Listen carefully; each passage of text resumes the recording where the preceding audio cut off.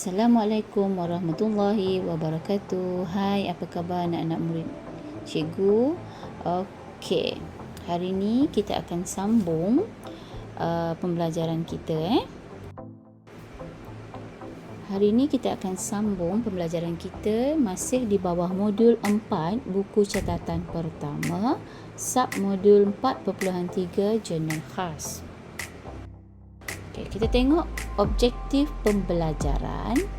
Kami belajar untuk yang pertama menyebut fungsi jena belian dengan betul, merekod sekurang-kurangnya 2 urus niaga berdasarkan dokumen sumber ke jena belian dan menutup jena belian dengan betul. Manakala kriteria kejayaan saya dapat, pertama menyebut fungsi jena belian, kedua, mengenal pasti dokumen yang akan direkod ke jena belian dengan betul. Yang ketiga, merekod urus niaga tersebut ke jena belian dan akhirnya menutup catatan di jena belian dengan betul.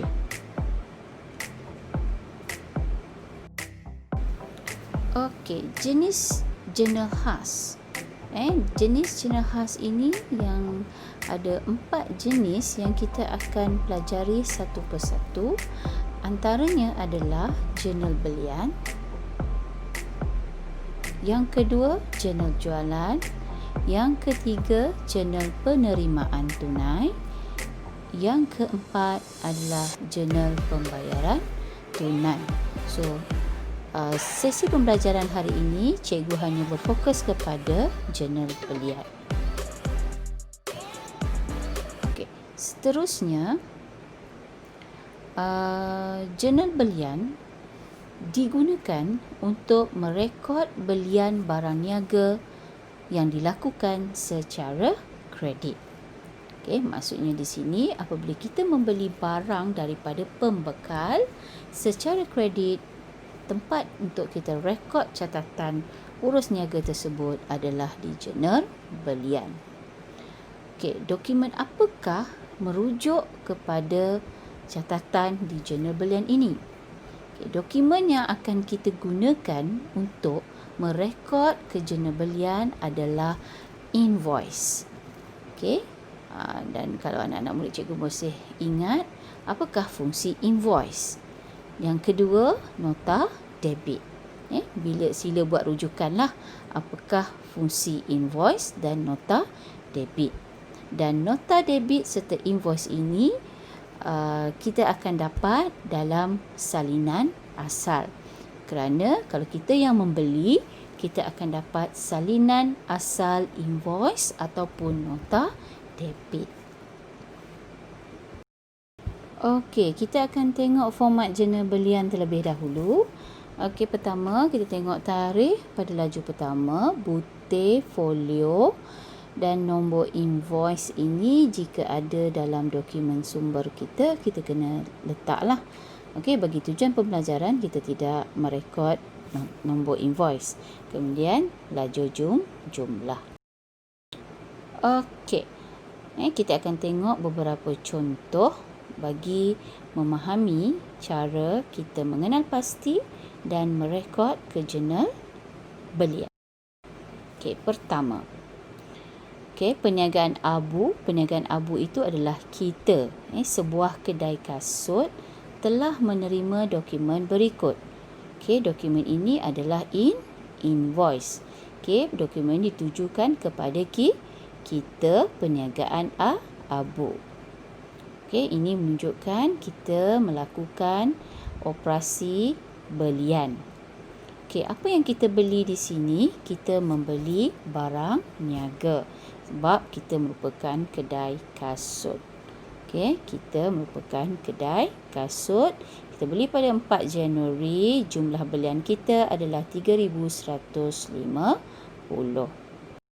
Okey, untuk merekod ke jurnal belian, seperti biasa kita perlukan tarikh dan tarikh kita akan masukkan ke dalam laju tarikh 4 Januari. Kemudian kita kena berfikir sedikit untuk meletak butir. So bagaimana kita nak meletakkan butir? Kita akan lihat balik kita punya dokumen sumber. Okey, dokumen sumber tadi kita tahu kita membeli. Kita membeli daripada siapa? Pembekal usaha Melanie. So, usaha Melanie merupakan akaun belum bayar. Usaha Melanie merupakan pembekal. So, nama siapa yang kita akan masukkan di butir? So, ingat sekali-kali kita tidak boleh masukkan nama perniagaan kita.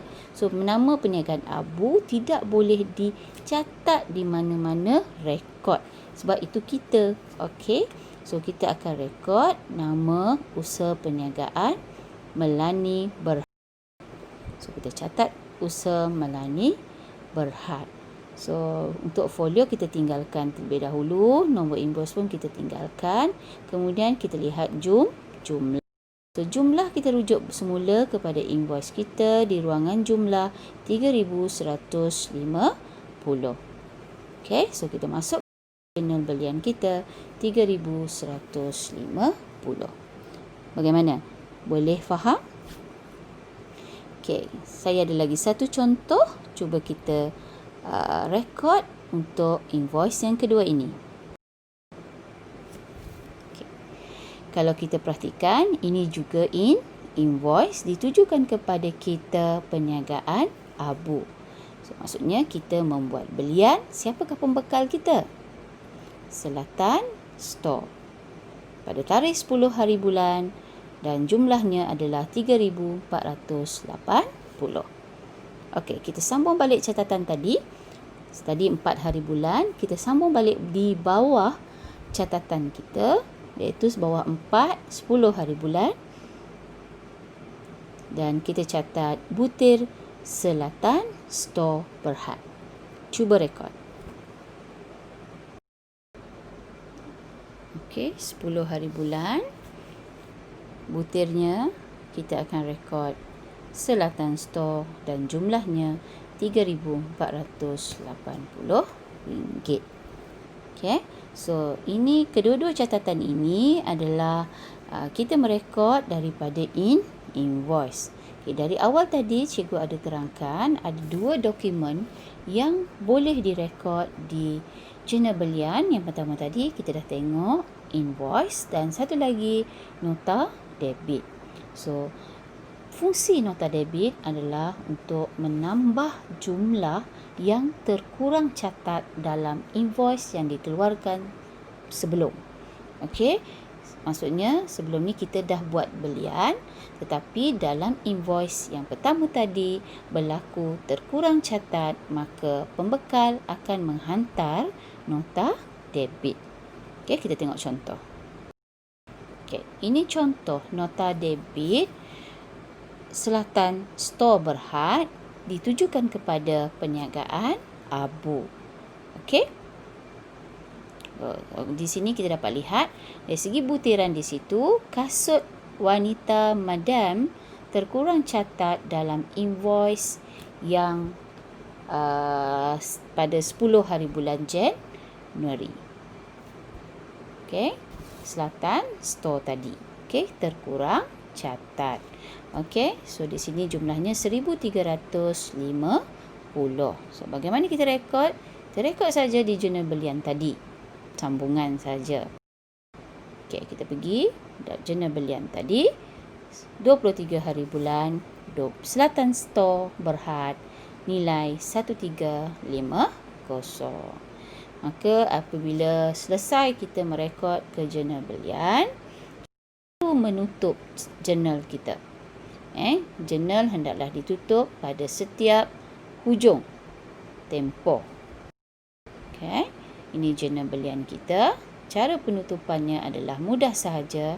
Kita ambil tarikh di hujung bulan, 31 hari bulan.